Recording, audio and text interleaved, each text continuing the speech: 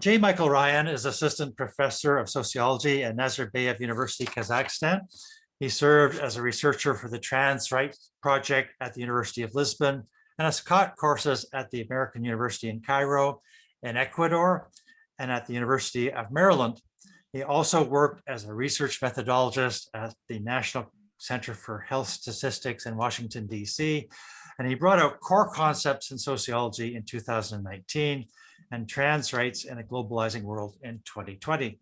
During the pandemic, Professor Ryan has not only given us COVID-19, social inequalities, and human possibilities, Routledge 2022, co-authored with Serena Nanda, but also a 2-volume collection of general essays, COVID-19, Global Pandemic, Societal Responses, Ideological Solutions, 2021, and COVID-19, Social Consequences and Cultural Adaptations, 2022.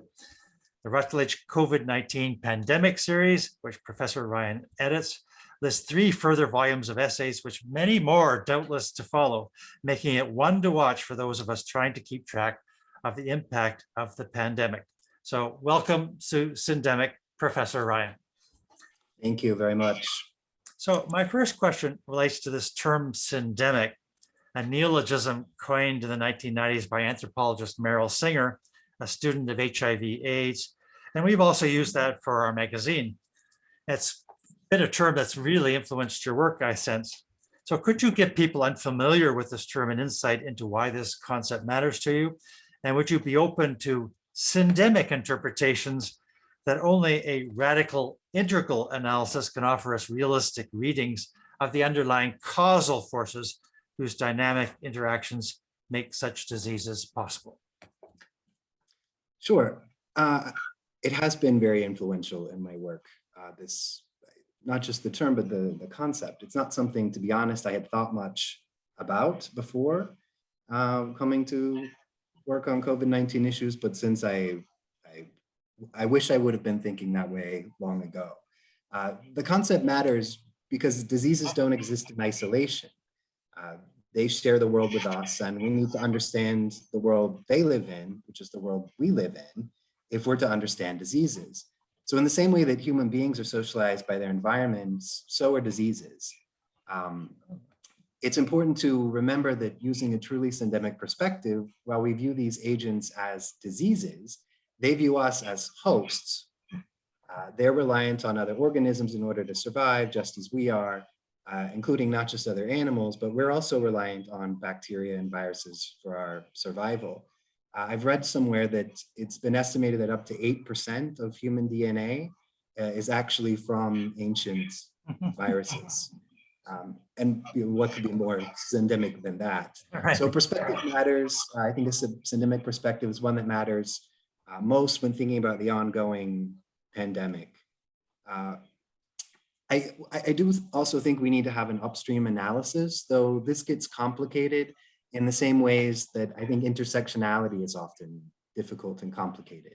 It's difficult to include everything and difficult to think about blended interactions, rather than just being additive, as I think maybe it's what you're suggesting by a downstream analysis. So this is the problem that intersectionality has faced as well. It forces us also to think about the conceptual limits so that we don't pare everything down to a level that wouldn't be useful for a broader social analysis. We're all unique individuals, unique experiences, and those are all important to recognize, but also we need social concepts. And maybe I can throw into just a bit more on sort of the history of the first 2 volumes that might be relevant. Yeah. And as a side note, actually, there are now, I think, 12 volumes for the series up online. And I think there's another 5 or 6 that should be coming out soon. Actually, I have personally edited 4 more. And I just found out yesterday that those just went to production yesterday. So it's really been active. My mind is full of COVID. Thankfully, not my body. But what do you have for breakfast is what I want to know. I have, what's that? What do you have for breakfast is what I want to know. Like, that's a productivity level that puts the rest of us to shame. I have a lot, I drink a lot of Coke Zero. Okay. So a bit more on the history of the volumes. So when I first set about doing this, I initially narrowly was thinking about sociology. In fact, the first call for volumes that I put out was supposed to be a single volume just on a sociological perspective. I realized really quickly that that was wrong and very short-sighted. I ended up with over 100 proposals. That's how that first volume morphed into two, and from a wide range of social scientists. And it really got me to thinking, we need to put this in conversation. This isn't sociology. We don't need just a sociological perspective. We need this broader social scientific perspective. And as you've noted, and as I try to push in my work, that needs to be used as a corollary and a companion for the medical perspective. So I think the syndemic has the potential to help further adding social science voices, social scientific voices, to dominant medical voices and dominant voices of all kinds. I often distinguish between the virus, which I see as the more medical, that's quick and dirty, and the pandemic, which I see as the more social. But I don't do that to draw boundaries, but to show how the two are already joined together in a syndemic. So we often just use medical as a metonym, but in fact, these things are all inherently social. How do we classify what a virus is? How do we classify what constitutes a pandemic? What does it mean to have a lockdown? What are the policy implications?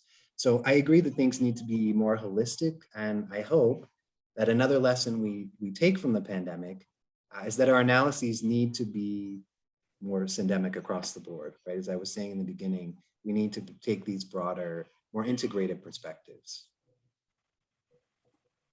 That's great. So moving on to a second question. The thesis sustained by an emergent school of epidemiologists, biologists, social scientists, and other scholars is that COVID-19 and global climate change more generally are complexly interwoven phenomena whose origins lie in the fossil capitalism launched over 2 centuries ago, along with the massive deforestation and industrial agricultural practices that it has more recently entailed. In their holistic interpretation, a metabolic rift in their expression has opened up between the socioeconomic systems upon which humans materially rely and the intricate evolutionary processes of the non-human natural world. Now, capitalism is certainly there in your book as an object of critique. I know you write, medicine must be removed from the jaws of capitalism. I really like that. And one is rarely in doubt about your sympathy with the exploited and the oppressed. Yet I was wondering, as I read especially the collections, but also your book, would it be fair to say that capitalism is still a fairly peripheral concept for you? I would agree that capitalism could be considered a peripheral term in my work, but I would argue that it is or probably really the central concept driving my work. I deal mostly with, this probably isn't the right word, but the epiphenomenon of capitalism rather than taking the system itself to task. And I think it's important to do both. That's why I appreciate the work of people who are taking the system to task. But I also think it's important to deal with the effects as well as the causes. And I certainly see capitalism as the underlying cause. So I guess in many ways, I feel capitalism, while not often mentioned directly, is sort of the unnamed specter haunting everything. I also focus more on the pandemic itself and less on capitalism as understood through the lens of the pandemic. So for me, the pandemic is the focus. And even if that's undergirded by capitalism, it's also undergirded by other humanly created social systems, race, gender, national borders, albeit all of those are linked to capitalism. They're not the same thing conceptually. And that's sort of what I mean by focusing on the epiphenomenon. So mine is not a critique of capitalism through the lens of COVID. It's an understanding of COVID in the era of capitalism. Do you want me to keep going on? I can keep going on here. I think that's great, but I was going to bring up, I noticed very much the influence of Polanyi. Is that accurate that I know in one place you draw upon Polanyi explicitly, but I sense kind of a Polanyian perspective is important too. Yeah, I happen to be a big fan. I'm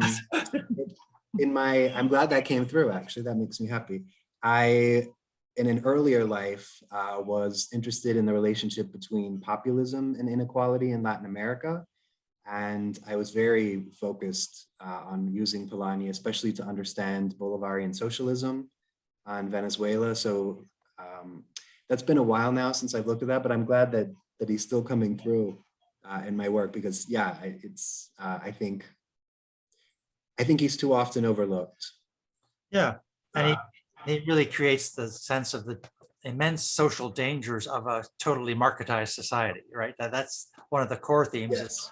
I mean, people say it's kind of simplistic to say society will push back. Who's going to push back? You know, Carl, like you need to give us more specifics. But nonetheless, the kind of general insight was that you can only do this so far, and then there's going to be some kind of recoil from total marketization, right? You can only commodify so far, and then these fictional commodities are, it's just not tenable to render them all as straightforward commodities. And I think that's a message that 2022 is giving us loud and clear. Yeah, I hope you're right. But just when I think capitalism can't surprise me anymore, it does. Right. So I wouldn't be surprised if a lot of these things don't become commoditized. I mean, that might even be the trend. We're certainly seeing water is becoming increasingly a commodity, right? Air is becoming a commodity. You know, I've been told that in China you can buy air. I've certainly been to places where you could buy air. Of course, that was for reasons of altitude. Right. The airport in Cusco, for example, you can buy air, which I highly recommend. You go to Cusco, that oxygen is really necessary. But yeah, that's the one time I ever had altitude sickness, was in Cusco. And me too. Well, it's one of the times, yeah. I kept fainting at awkward moments, like, you know, attempting to appreciate a masterpiece of Inca architecture while you're kind of flopping on the ground. Yeah. It's an experience. It was an experience. I might move on to the third question now, if unless you want to have more to say on the second. I was just looking. I did make some notes here. This links to what we were talking about, and that sometimes I think capitalism becomes, again, metonymic. I like this idea of the metonym, in the sense that it moves the target to the system entirely. And I do think the system needs to be the main target, but it shouldn't be the only one. And that sometimes using that term covers up individual responsibility. There are people making these decisions, individuals. There are a few of them making good choices.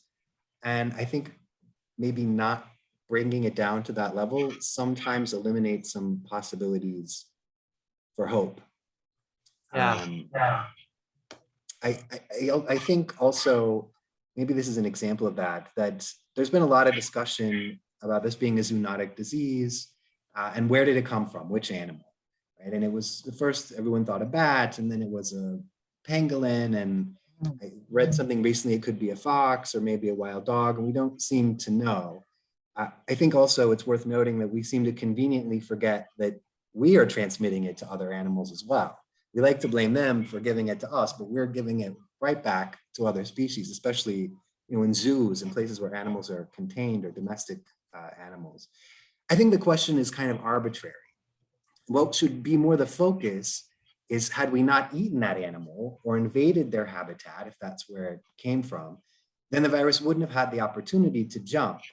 And more importantly, while the jump might be related to environmental reasons, the spread is much more closely related to human, social, and political reasons. So yeah, I guess we could put capitalism at the root of all of that, but I think it's important to recognize that when we're thinking about where do we put blame, right? It wasn't a bat in China who probably didn't want to get eaten in the first place. Right. Yeah. Yeah, a lot of the people I'm impressed by, like Andreas Malm, are really, you know, determined to have a very contextualized and specific interpretation, and not just go back to this fallback capitalism of a kind of, you know, the term that we always haul in when we're kind of out of answers. We say, well, it's all capitalism's fault. Well, that can be quite mechanical, right? And yeah, I think so. Yeah. In one sense it is, but you're right, we have to be more specific. What does that mean? What aspect of capitalism? Which form of capitalism whose capitalism? Right. Capitalism in China is not the same as the US, yeah, it has to get more nuanced, but I agree it's often used as a catch-all term. So going on to the third question, relatedly in COVID-19, social inequalities and human possibilities, we find an extraordinary wealth of examples. And this is one of the great merits of your book is, from Kazakhstan to Kenya, we engage with people and countries, and there's just an extraordinary wealth of example. And that's true for collections as well. And it's just, I think you cannot really understand COVID-19 without engaging with your work. So congratulations. Thank you very much. More critically, I was struck by the survival of a certain kind of Cold War signposting in both, and especially in the monograph, where we encounter, the democratic state of Israel, the autocratic state of Russia, the totalitarian nation of China. We meet up with the West, contrasted with the world's poor nations. There seems to be like two regime types. There are democratic governments, and then there are authoritarian governments. And I don't have a fixed and firm alternative to these terms, but I do, coming from the Marxist tradition, I sense that there are many alternative rubrics like empires and imperialism and colonialism that are not fully, they're not front and center here. So I was wondering if there's a case for retaining and developing, above and beyond these kind of ideal, typical descriptions of regimes. Is there a way of going after the systems of accumulation and political power that assigns each one of these regimes its place in the world order?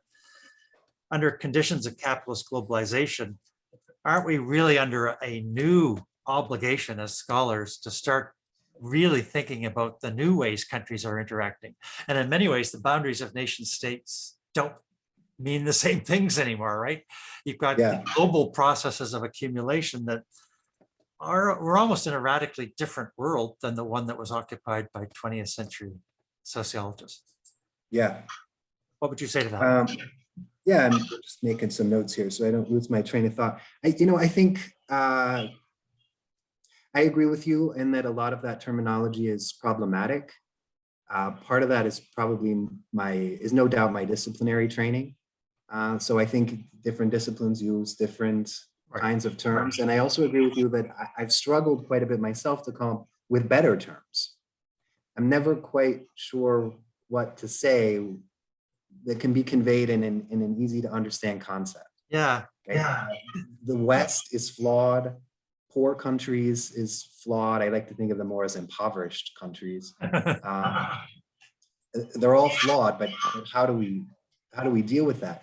I think it kind of speaks to broader issues of using commonly understood vernacular, while also trying to work within the framework of an intersectional analysis. I think that problem's been exacerbated dealing exactly with syndemic issues, as we were talking about, and issues that are happening on a global scale. It's definitely worth coming up with better terms, but I'm not quite sure what they are. Not quite sure what they are or how to do that. You also raised this question about boundaries not meaning the same thing anymore. And I think that's really interesting. A lot of my other work has also been around issues of globalization. And that's sort of at the center of that, right? What is globalization about flows? There's, in political science, this debate, do states matter anymore? And I think COVID should change a lot of those conversations, or have a lot to add to a lot of those conversations, because I think, well, it's true that maybe boundaries, borders were mattering less. I think with COVID, we've seen how much they still very much matter. When people went into lockdowns, it was all about borders, right? Your passport absolutely mattered on where you could get out of or get into. And I think we saw a resurgence in the importance of physical territoriality, especially for those of us who are not members of the elite. Right? Now, the elite were still able to get around a bit more easily. Clearly, money was able to flow quite easily, as it always does. But I think human beings I think we took steps backwards in the way that globalization was maybe making national borders matter less. And I suppose when we go to the rise of nationalism, how much, we were all declaring nationalism sort of dead and gone late in the 20th century. It seemed like an atavism that no longer corresponded to economic realities. I don't think many people would say nationalism is dead and gone in 2022. No, I hope that they don't. No, I think it's very much alive and well, but not just as a result of COVID, of course. I think there are other issues going on, Brexit or the rise of the Trump and his ilk, let's call them, have sort of pushed this, perhaps as a reaction against globalization, definitely as a reaction against globalization in many senses. I guess now that I think about it, in a way, COVID might have helped that because it did sort of lock down borders. It gave us, at least some of us, a target, an enemy that in the United States, we hadn't had such a clear enemy maybe since Iraq, right? Or maybe Afghanistan. And all of a sudden it was China, right? We could blame everything on them, which they were trying to do anyway, but now we could definitely blame COVID on them. And why did the Chinese do this? All those arguments which are inaccurate and nationalistic. So maybe in that way, COVID could have been more fuel for this conservative fire. I really notice that neoliberalism haunts your book, with one core argument being the pandemic, far from constituting a crisis of neoliberal order, is actually a kind of blessing for neoliberalism, along with nationalism and neoconservatism. So can you provide us with a summary statement of your position on the socioeconomic origins and the ideological framings of the crisis? Yeah, so I think the socioeconomic origins are, as we talked about earlier, and gosh, I hate to go back to this term after we talked about it, but in capitalism, kind of broadly, in various forms of inequalities, in racism and sexism and heterosexism, we talk about national borders around poorly drawn, completely arbitrary borders. I mean, that's a big problem in the Middle East, for example, in hierarchical global citizenship schemes. Right? Why do I have more rights with my passport than, the Kazakhstanis who are living next door? I think basically in sort of all the inequalities and inequities that were already haunting our contemporary world. So I think I gotta come back to this again. So what am I seeing as the ideological foundation? Sorry, I got lost. Was that the second part of your question? It's really about the impact of neoliberalism on your thought, and how you are arguing that there's a kind of blessing for neoliberalism entailed in the pandemic. I mean, some of us might have thought this is the ultimate indictment of McDonaldization and just-in-time designs for production and distribution. Plainly, these are, from my perspective, these are not well suited to something like a health system, where you really do need just in case provisioning, right? So yeah, Ritzer on McDonaldization and how this model has been, everywhere. So from my point of view, I would say, well, the pandemic is not a blessing for neoliberalism, because people will see just how much they need these supplies. You can't do just-in-time provisioning. You can't rely on global supply chains. And actually neoliberalism as a hyper-individualism has also been shown to be kind of destructive. So in what sense is it a blessing for neoliberalism, as you've argued?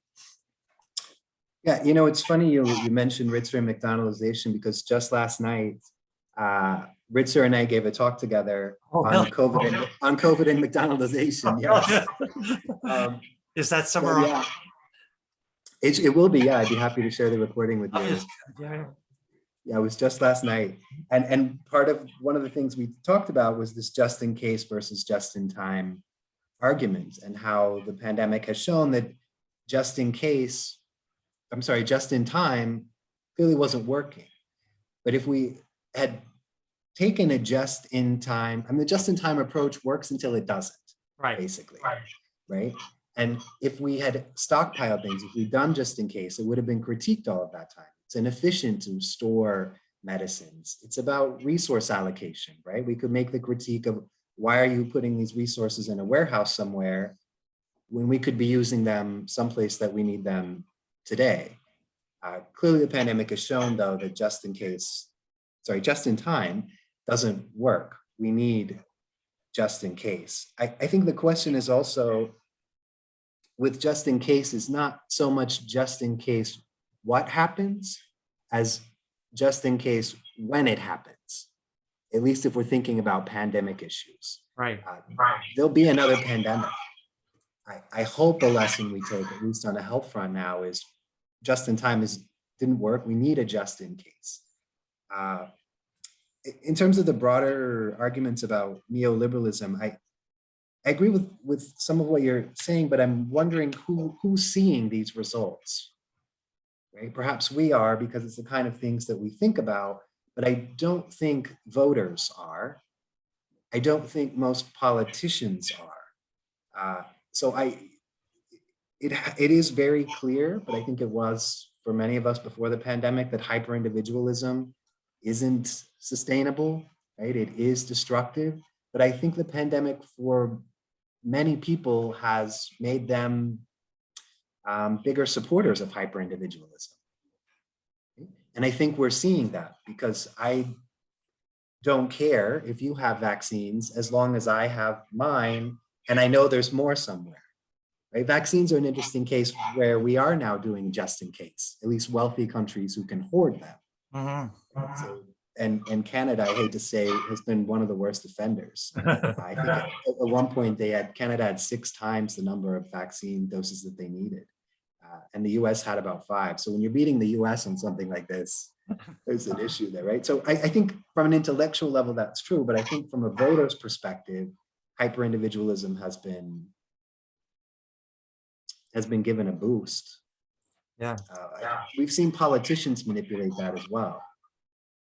I think we're seeing the rise of these neoconservative politicians, or maybe not the rise, but the return, or however we want to phrase it, who really benefited from the pandemic. And I think they got a big boost because it allowed them to push through neoliberal policies and their neoconservative policies.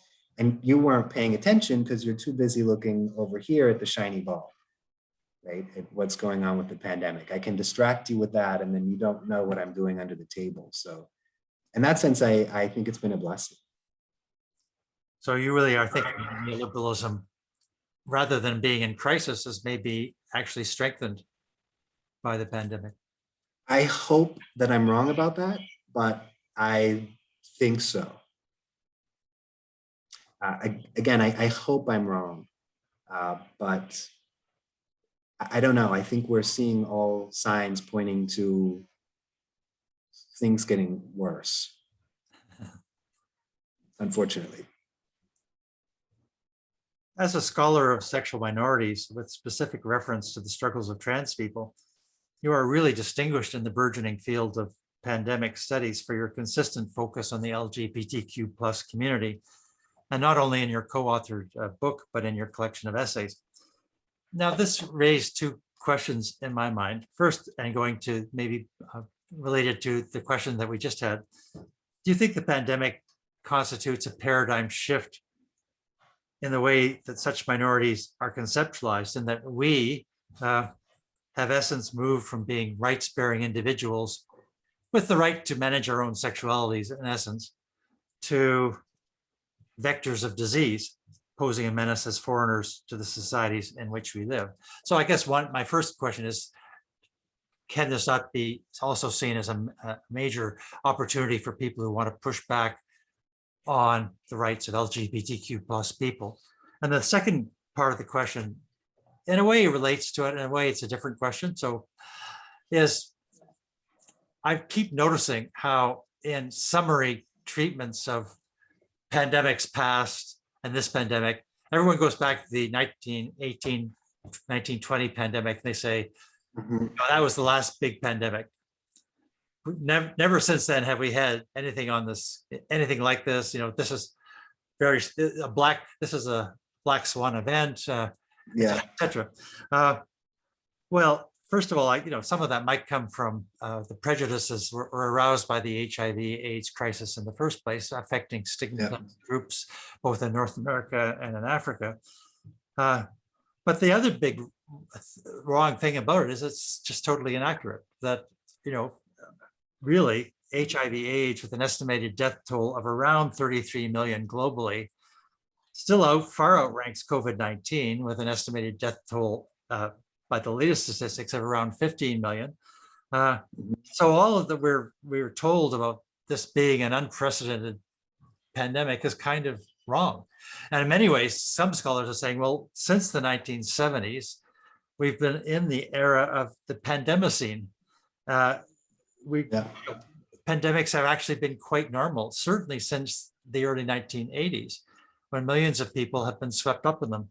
So I just want to, my two-part question on sexual minorities and the experience of the pandemic. Yeah, so on the first part, I don't think there's been a transition from being rights-bearing individuals free to make most of our own decisions about how we manage our sexualities, because I don't think most of us have ever known that privilege to have had it as a point to transition from. Certainly not people in most of the world, and even in places where that might be the case for the privileged, it's still something relatively new. So I'm not sure there's been a transition, because I'm not sure we were at that starting point, and certainly not everyone. Some people more than others, for sure. And I don't even think that's necessarily about geographic differences. I think it's difficult to think about the way someone's able to manage their sexualities. I think we often do that based on maybe laws in a country or cultures in different locations. It's much more complicated. A lot of people, I identify as a gay man. I'm married and I have a husband, not a wife. So I've had some of this personal experience as moving around the world. And in many places I've lived, which would generally be seen as fairly homophobic, I've fared much better than when I go back to my small town in Indiana. So I'm from a town of about 500 people in the rural cornfields, Trump belt. I mean, Mike Pence was governor. In fact, he got Indiana on the map for his anti-LGBT laws he was passing. So I think it gets quite complicated in that sense. I think our ability to manage our sexualities is also something we have to look at more intersectionally. I have more privilege to manage mine in a lot of places because I'm from the US, right? Not living in the US, but when I live outside of the US, that gives me a certain privilege. I'm often seen as a foreigner, right? So who cares what I do? Right. I'm often seen as very wealthy in a lot of the countries that I live in. So that brings advantage. I'm a college professor, so that brings some advantage. I mean, I certainly have a much easier time than my students here. I'm an LGBT student, so I think it's complex. In terms of LGBT folks becoming a target, I think was also part of your question. Yeah. Yes.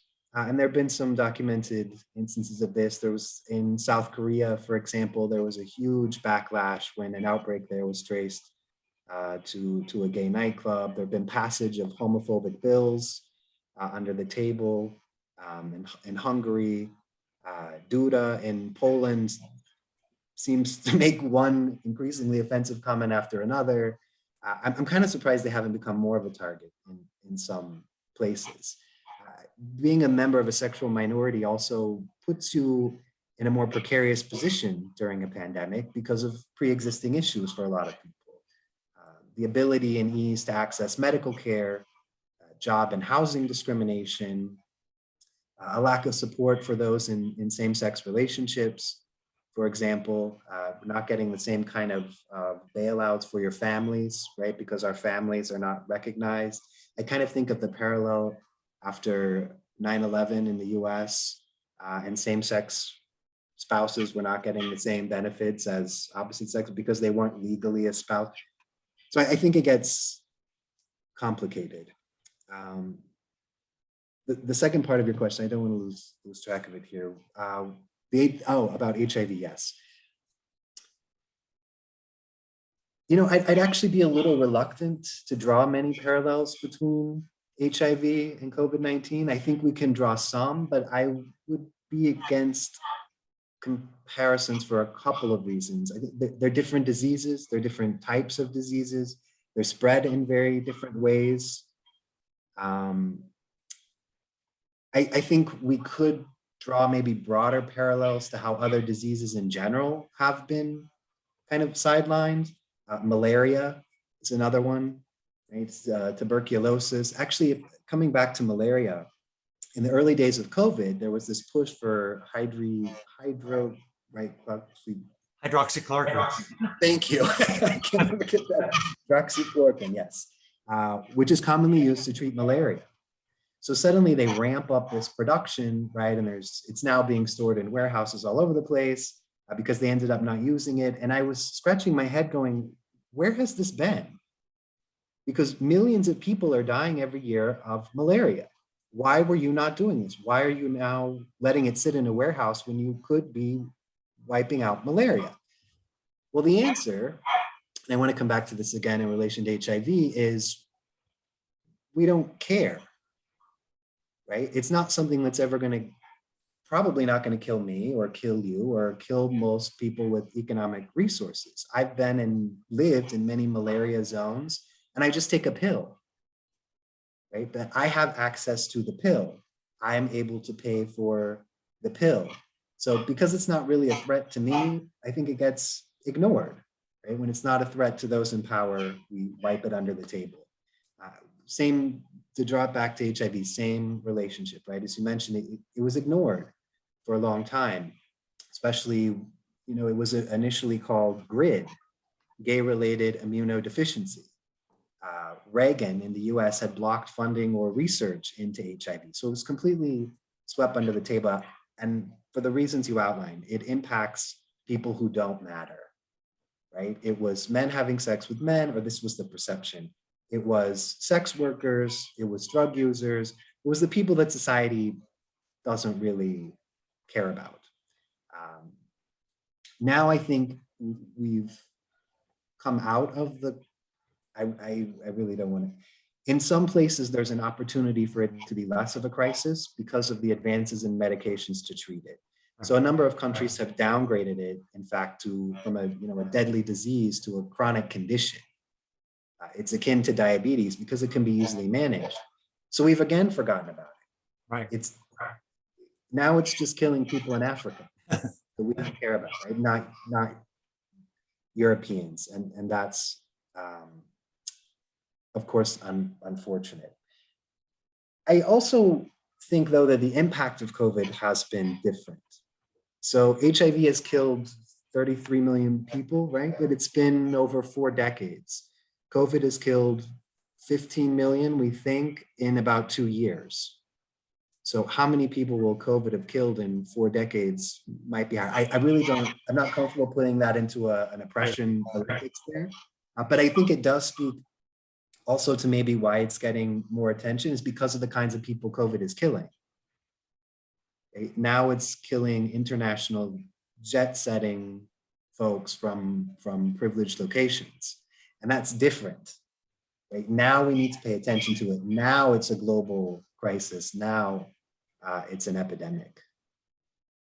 I suppose one thing you could say to justify the comparison, taking all your really good points that they're very different diseases and they've unfolded with different times and different paces and so, yeah, completely right. But can't one still say that they're both zoonoses that are really testify to the new challenges of human interconnectivity?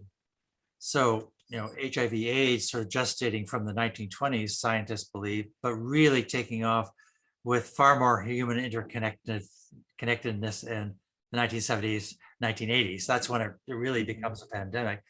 In other words, there's a way in which our human interconnectedness has almost given us a very dangerous weapon that pointed at ourselves, but ironically through the human connections that we all would maybe treasure, but because of mass tourism, because of the insanely accelerated levels of accumulation and just-in-time processes, Mhm. really we're all in each other's pockets all the time, right? And while this is a very good thing in terms of sharing ideas, it's also a very kind of dangerous thing if it's unregulated, if it's done for the most capitalist of motives. It's really a dangerous weapon. So that would be the comparison, that they're, yes, for all their differences, they are zoonoses, and they became pandemic through the instrumentality of basically global capitalism. Mhm. Yeah, I would see that connection. But I think, again, I would probably broaden it out to other kinds of diseases, Yeah, which are maybe not zoonotic, but to your broader point about what is this, to what role is this increase in physical human connectedness, at least, even if I think we're becoming more socially disconnected, right. what role is that playing in accelerating the spread of these diseases? And especially as perhaps tourism is increasing in areas where these diseases were already endemic for periods of time, or probably for much longer periods of time than we realize, because we don't keep very good records Right. in those places. We don't care much about those populations, right? We don't pay a lot of attention. So I think, yeah, it does. I could see the connections there. Yes, it speaks to perhaps broader issues of where our attention is being focused. I think I would see that comparison.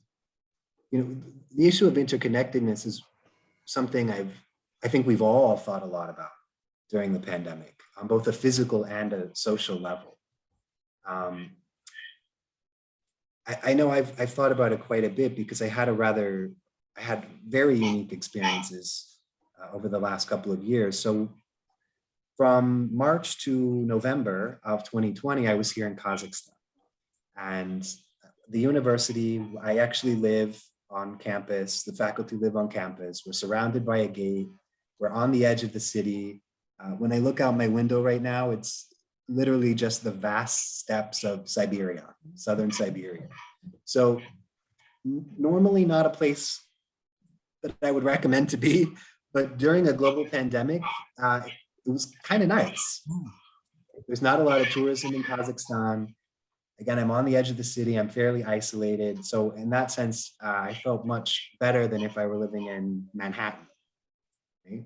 I left here then, and actually my husband and I went to the Canary Islands, which is normally overrun, which was wonderful, by the way. That's a place I recommend all the time. In fact, we're headed back there on Monday. How are you? Yeah, for 2 months. I'm very excited about that. Actually, I'm going to do, I got a research grant to study the impact of the pandemic on tourism there. Wow. I'm looking forward to that. So we ended up staying there for 7 months when there was no tourism, which is what got me interested to apply for this grant in the first place. And it was fantastic, first of all, because it's great to be in any tourist location when there's no tourists there. That's always really nice. But it was interesting to see the impact on the locals, because about 2 million people live there, about 14 million come in every year for tourism. So this is a place that runs on that. We stayed out in very remote houses in the middle of nowhere, which was absolutely gorgeous, but we would on occasion pop into the tourist spots where there weren't really a lot of tourists, but the ones that were there you could recognize because they were the only people not wearing masks, right? They were not acting so socially responsibly. And that got me thinking about this idea of, physical connection. So I'd been isolated in Kazakhstan. Then I'm with my husband who lives in Paris. So we don't get to spend much time together. And then I went home to my small town in Indiana, which is a small isolated community, but it's one where no one was following health protocols. Nobody's wearing a mask. There's a big pushback against vaccines. It was frightening, and I there more than anywhere felt isolated, and it's the place where I perhaps had the most people physically around me, because I just wanted to be away from them. And I think that sort of paints this important contrast that's come up a lot in the pandemic of recognizing the difference between physical connectedness and social connectedness. Right? One of my pet peeves in a lot of writing is this idea of social distancing. Yeah. I correct that every time I say, no, physical distancing. Right? Sometimes we mean social distancing. There are people I want to socially distance from, but we really meant physical distancing. And I think conflating those terms, it's inaccurate, and I think it's scary in a lot of ways. I know a lot of Indian scholars have raised the question that it echoes the caste system and the most destructive consequences of the caste system for those who are occupying lower rungs on it. Social distancing just had a very bad echo in India, right? Yeah, actually, one of the chapters in one of my forthcoming books looks exactly at that, as COVID as this new sort of untouchability. Yeah, well, that sounds great. Yeah, it's a great chapter. I really enjoyed one thing about your book, which was in North America, we've had such a polarized discussion around lockdowns. And with schools in particular have attracted a vast amount of commentary. I found your book really refreshing, and your willingness to grant some credibility, give some time to critics of lockdowns. That is, it struck me that you were really, especially when it came to talking about people in the global south and the acute problems of lockdowns in any such setting, where it raises the risk not only of starvation, but of further sickness. What are you asking people to do who have no real chance of effectively locking down and surviving? It's an extraordinary ask to make of poor people. So I was wondering if one of the lessons to be learned from COVID-19 is that comprehensive testing and tracing on, say, the Japanese or Vietnamese models is to be preferred to comprehensive lockdowns. Have we sensed over the past 2 years I guess the strengths, but also the real limitations of lockdowns as a social strategy for dealing with a pandemic? Yeah, so I'm not such a fan of testing and tracing, I have to say. I think it's more expensive. There's a lot more environmental waste that comes out of that, which is another huge problem we're finding. There are lots of flaws, right? Once I'm tested, as soon as I leave the testing place, I can have it again, before I get on my plane or go to my birthday party or whatever it is I'm doing. So it's good, right? I'm not saying please stop tracing and testing. I guess it depends on the purpose of testing. I should have been more clear. But I think there are better ways. One of them is lockdowns, yes, but yeah, that needs to be taken with some nuance. I'm not at all opposed to lockdowns. I think the problem is the way that they were implemented and sometimes not enforced, and who they were implemented for. So had we told everyone, no, you need to go home and not leave your house for 2 weeks, we would have been done in 2 weeks, right? The pandemic would have been over in 2 weeks. Now I don't think that's so idealistic, but it's idealistic maybe to think that we have the capabilities to do that. It could have happened had we dedicated our resources to it, I think. Making sure that people had food, maybe making sure that people were not in situations where there was violence, right? That they had a safe place to lock down, making sure that people had a home in the first place. And that's been an interesting issue as well, is when you were telling people, these stay-at-home orders, what if they don't have a home? Canada's responded really well to this. There was a chapter in one of my first 2 volumes on homelessness in Canada. But my question now, and I haven't seen a lot of follow-up, is, okay, so you've taken homeless people, you've given them shelter, now what?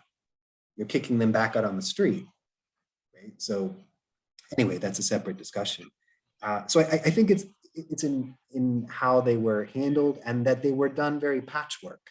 Yeah. And in that sense, it made them inefficient. It's not effective. If I lock down and my neighbor doesn't, why am I locking down? right? I'm doing my part and you're not. I think there was also, the pushback against lockdowns got overblown in a lot of ways. All of the people protesting it were clearly not locking down. So I'm not sure what they were upset about. Same thing with sort of the protests against masks. And when the mask mandates lifted and everyone said, oh, I'm free from your oppression and tyranny, a lot of those people weren't wearing masks in the first place. So you weren't really following these rules. And I think that happened a lot with lockdowns, and that's what made them ineffective. It's not that we used them, but we didn't use them correctly. Yeah, and I think in a story, it might point out that it's almost meaningless to think about lockdowns in the abstract if you're not talking about when exactly they were imposed. A lockdown imposed in the United States, for example, after the virus has been allowed to run pretty freely. And well, critics of lockdowns are kind of right in saying it's not really going to achieve what you hope it's going to achieve, because you're 3 or 4 months into the pandemic. You've already, the horse is out of the barn, to use a colloquial expression. Whereas if you lock down quickly, right away, as soon as you've sort of seen this, you're going to make some false calls, like as the World Health Organization did with earlier calls. But in a way, that's surely one lesson, is to act fast and demand a certain level of adherence to what you've decided to do for a limited time, right? Not for 2 years, but for exactly 2 or 3 weeks. And that is surely the big difference to register with people who talk about lockdowns. Is okay, what lockdown, when, where, and how long? Yeah, I think you're absolutely right. I think they can't keep going on forever, right? But that was never the intention. The intention was that they should have been very short. And I think that if people would have adhered to it, and that's the other key word I think there had to be adherence, then they wouldn't have had to keep going on. So the real cause of these continual lockdowns, for how long, whatever, is yes, that we did it too late, but the people driving it were the ones not following. Again, I really find no remiss in pointing the finger in that sense. Right? People who violated health protocols need the finger pointed at them. I don't have much tolerance for that sort of thing. And they're often the ones protesting, right? People not wearing masks. I was not afraid to go up to them and say something. It got very exhausting, but it needed to be done. I also think maybe lockdowns is a place where we should have called them something different. It's a place where maybe language matters quite a bit. Adam Hughes used shutdowns. Or pauses.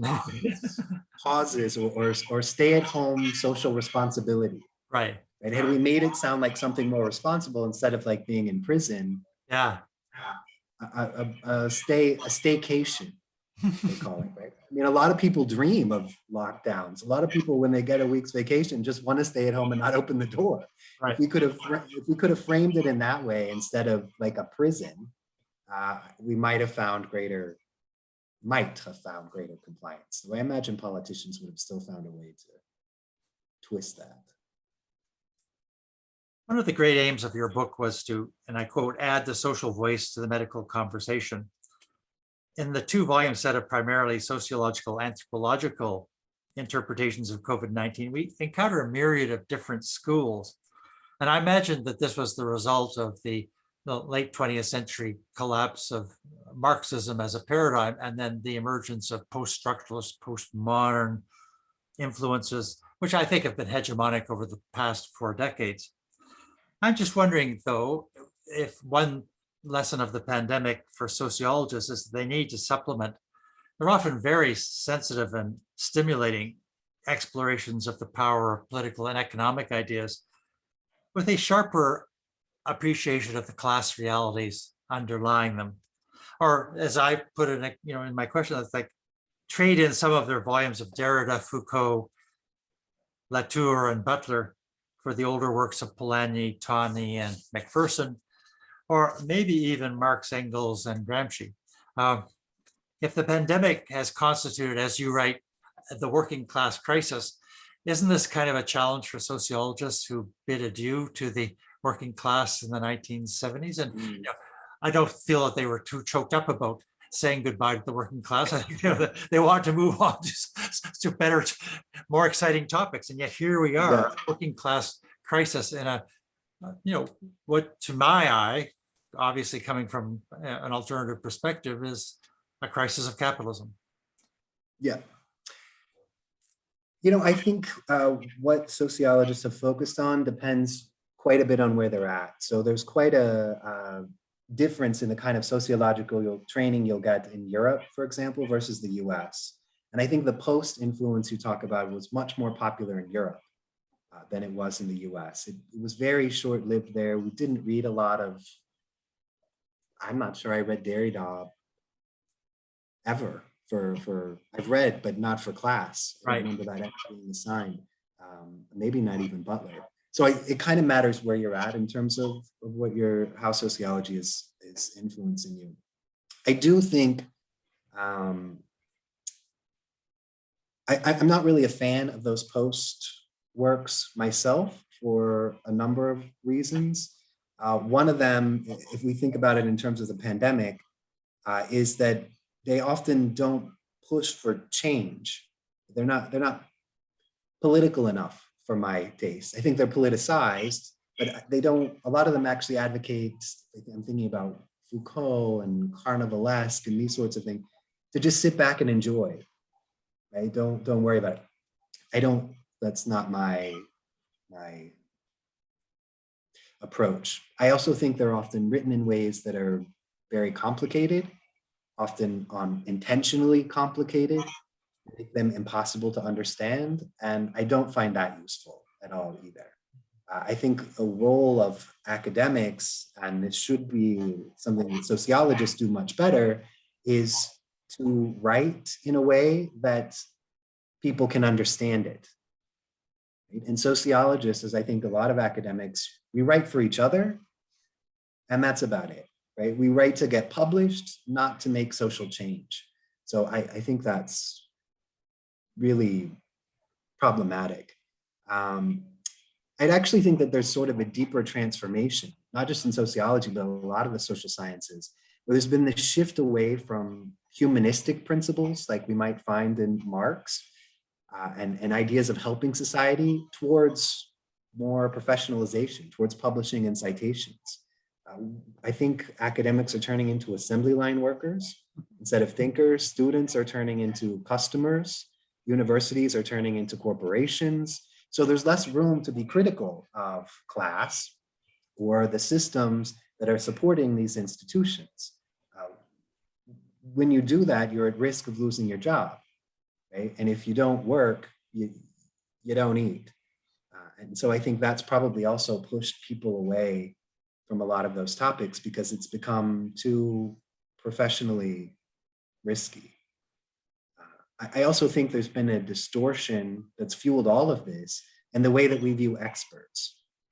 Who is an expert? And that's been really fueled during the pandemic. We're looking to Trump or Cardi B or these people, posting conspiracy theories on Twitter. More people are getting their news from there than medical professionals. Right?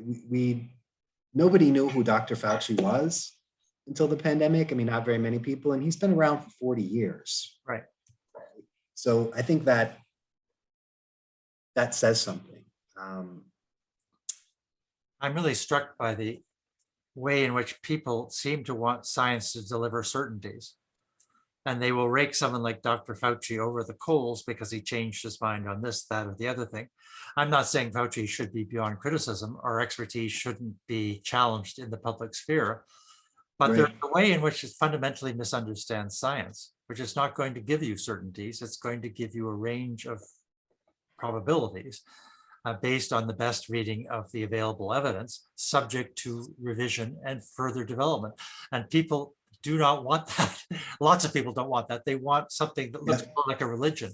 Here are inerrant truths, right?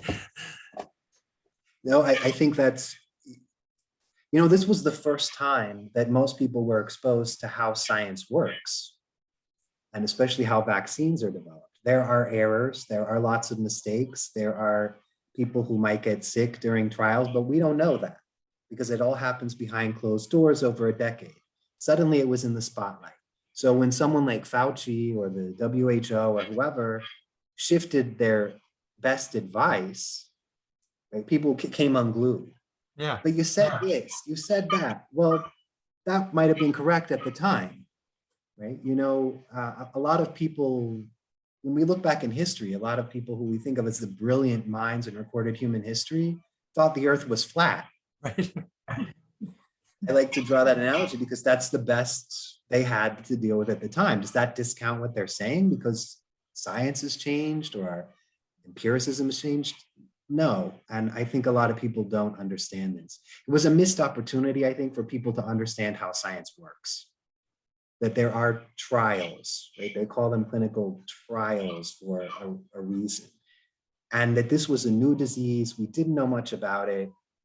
We still don't know as much as we need to know. And I think you're right, people want a certainty. They don't want you to change your mind based on the best available evidence at the moment. Or at least it's been politicized that way. Yeah. Because I'm not sure they mind, I'm not sure the average person sort of minds when that happens with other issues. Right? They don't seem to mind when advice about smoking, for example, changed. And although Vice President Pence said that there's no evidence that smoking kills people, so he hasn't quite caught up, but he's a little bit behind on most things. When that sort of evidence changes, people are perhaps more open to it. But I think when it came to COVID, they were really close-minded. And I think the analogy to religion is a good one. They wanted a solid answer. You better not change your mind. And that's it. And that's just not possible. And it's just not good science to stop asking questions. Oh, the last question. Memories will fade, you write. And one senses that they are already fading. Without decisive battles, valiant heroes, sneering villains, clear-cut turning points, decisive battles, conclusive armistice agreements. Really, this pandemic doesn't conform to the narrative characteristics of a war. It's not even close. So while we hope the pandemic is drawing to a close, or we might be just entering a new phase with new variants, who knows, I would still say that this pandemic has lacked the narrative shape of a war. So I was wondering if part of the problem of why it seems to be fading so fast in memory, part of that problem is inaccurate representations on the people who really want us to forget their mismanagement of the pandemic. And they would like to basically turn the page and say, that was then, this is now, forget about Partygate, now I'm a serious person. They want us to forget for the most self-interested of reasons. But I also wonder if there isn't a kind of deeper cultural logic of why we're drawn to forget, which is that it doesn't have the same shape of the things that we normally like to remember. And in the field of history, this has so often been wars, which have a beginning, a middle, and an end that you can actually say, this is, it has that kind of definite shape. This pandemic, I don't think is ever going to yield us that. So would you agree that that kind of is one reason why the pandemic, for all the militaristic metaphors that people have thrown at it, right? Which your books are great on that. But for all those militaristic metaphors, this really doesn't conform to our narrative expectations of a war. Yeah, let me start by saying that I think a lot of this contrast between strong men and sneering villains and the valiant heroes isn't clear cut because it depends on who you are and what your perspective is.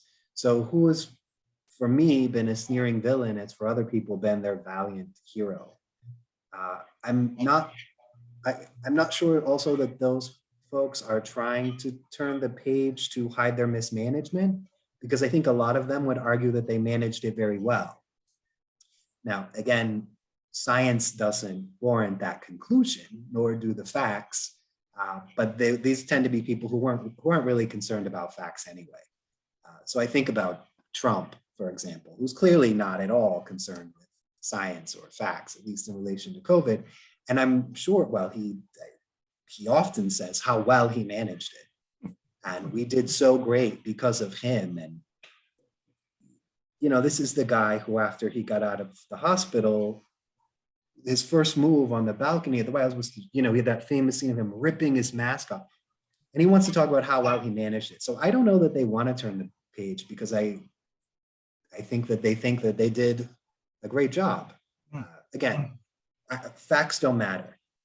I think, unfortunately, and this isn't just COVID, but at least in the US since Trump, we're living in this universe of alternative facts, right? And I think that makes analysis difficult. I think it makes understanding those populations difficult.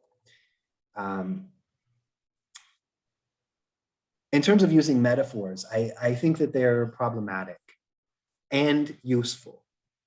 They're problematic in that they're not precise enough. They're useful in that it helps us understand what's going on, right? Something that I can get my head around, especially for people who aren't maybe experts. I think it's perhaps one reason that underlies the popularity of people like Neil deGrasse Tyson, right? I'm really interested in the universe and astrophysics. I find it fascinating. If you tried to explain it to me not using a metaphor, I'd never be able to understand it. Right. Right. So he's able to communicate it that way. So in that way, they can be useful, but however imprecise. I want to throw in, I think I can link this back, that I definitely don't think the pandemic is drawing to a close. I think you're right that people want to turn the page. I get a little nauseous every time I hear someone say living with COVID. It makes me very nervous and upset. It was actually the official title of a British policy paper, wasn't it? Yes. Which, what can one say? Probably too much. But yeah, that makes me nervous, upset for a lot of reasons. One, we don't have to be living with COVID. We have the tools to wipe it out. We would enforce them, so that's frustrating. But also that's kind of entering the narrative now when we're still very much in the throes of this. I mean, the kinds of numbers that we're seeing, at least in many countries, are way above what they were in 2020. Right? I mean, globally, we're still averaging around 500,000 cases a day. I think it's actually just fallen a little bit under that. When it first hit 500,000 cases a day, everyone was unhinged about what a catastrophe this was. Right? Now nobody cares. Right. And the situation has actually gotten worse. So we're not past it. I think what we are getting past, this is again unfortunate, are the measures necessary to prevent this from getting worse. Right? Lifting mask mandates. I mentioned I'm flying on Monday and I'm a nervous wreck because there's no longer mask mandates. And that's, I'm not quite sure how I'm going to handle that. It makes me very nervous. Lockdowns, maybe that's a longer conversation, but we've gotten rid of any, not just the things like masks and maybe lockdowns, but a social awareness of it. And I think a lot of people don't think twice about going to a crowded bar or a big birthday party. It was graduation on campus here today, and I've seen my window overlooks the main part of campus, my apartment window, and students were running around. I didn't see a single mask. Now, it's largely under control in Kazakhstan, but we're not that far out, right? I don't think we're at that level yet. So I think we actually need to take a mentality of, even for people who maybe think we're past it, I think the mentality needs to be reframed of another one is coming, right? I get an increasing number of proposals to the series on living in a post-pandemic world, which I largely reject those. At least people trying to do an analysis of a post-pandemic world. I think we can make speculations or perhaps recommendations, but we can't do an analysis of something that we're not living in yet.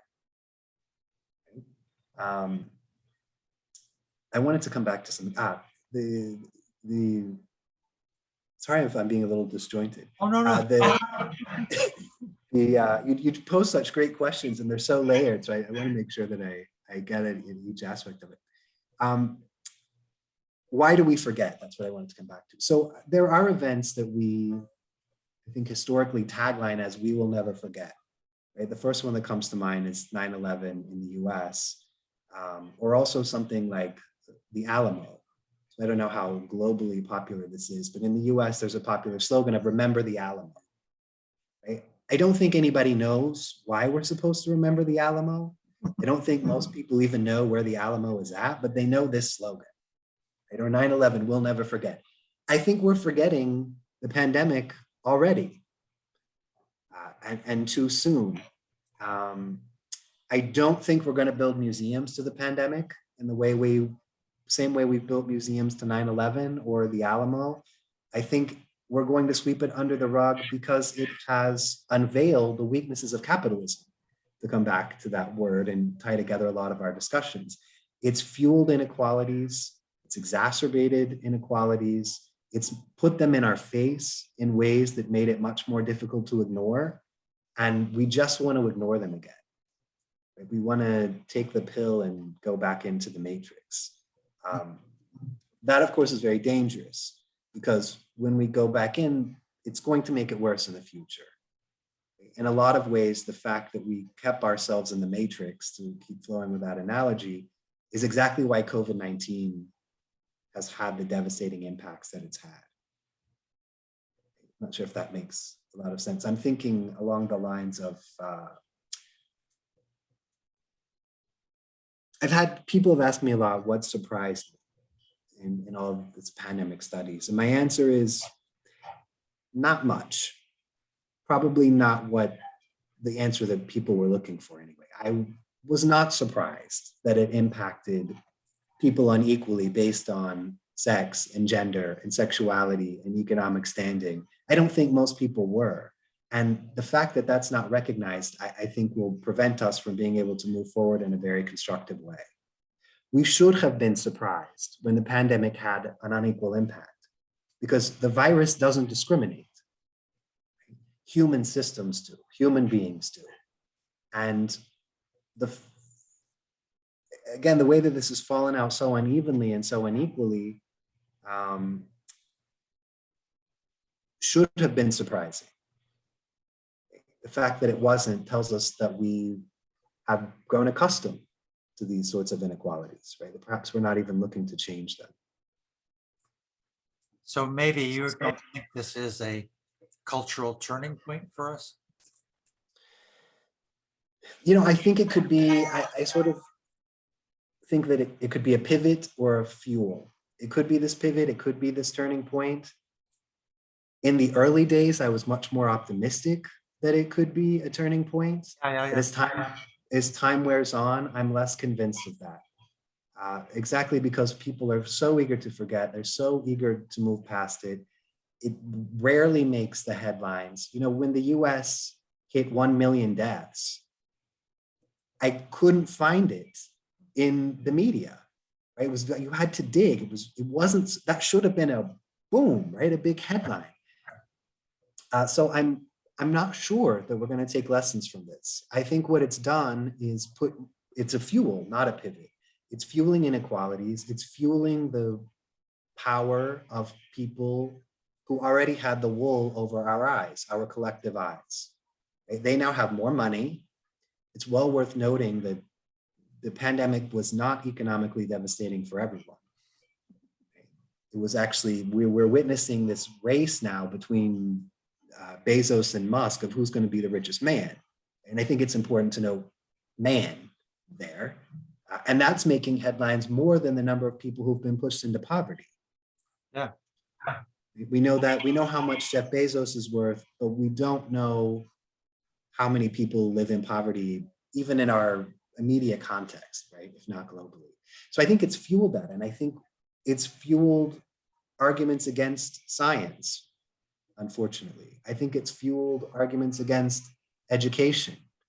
I think it's fueled a lot of movements that weren't so big, but very vocal, that that I'm afraid are going to grow, the anti-vaxxer movement, for one. It's actually a very small group. They're just very loud. And I think that group is actually going to get bigger. So, well, I think in the early days, I had more hope that this could be a turning point. In the end, I think it's just going to be a fuel kind of accelerating us faster towards an even increasingly unequal and unjust world. Not a very happy note. I'm a sociologist. I'm trained to be depressing, I think, but I think it's an honest one. But again, you know, I really hope I'm wrong. And I want to say that a big part of what motivates me, that has motivated me to do all of this work on COVID, because I'm also frequently asked, you know, when do you sleep? Because I have put out a lot of material that's really overtaken my life purposefully, because I see it as activism in a sense, because I want this information to get out there. I want to push and promote understandings of what's going on. I want that to stay in the social and cultural consciousness. So, you know, I'm not a medical doctor. I can't help out in a hospital, but I am a social scientist, and hopefully I can help with these understandings. And that's really what's been driving me, is this push to make myself wrong. Okay? That this analysis that it's just going to get worse, that this isn't going to be a turning point. Yeah, I really want to be wrong about that. And I want to do whatever I can to ensure that I'm wrong about that. It's almost a duty, intellectual duty to rise to this occasion. I think so, yeah. I also hope the topic doesn't become just a fad. I think studying COVID was sort of a bandwagon thing, right? Everybody suddenly hopped on board. I think people are sort of hopping off board rather quickly, which is fine, right? Some people are weary of it. I'm also, I have to say, weary of reading and thinking about it.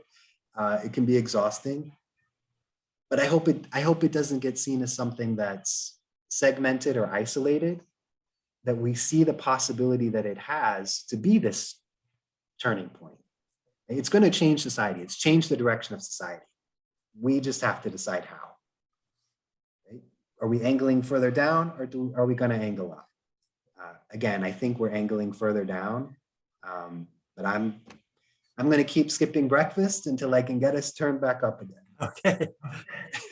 Well, thank you so much for visiting Syndemic and for your marvelously informative and theoretically rich explorations of the crisis that we have all experienced. So thank you very much. Yes, thank you very much for having me.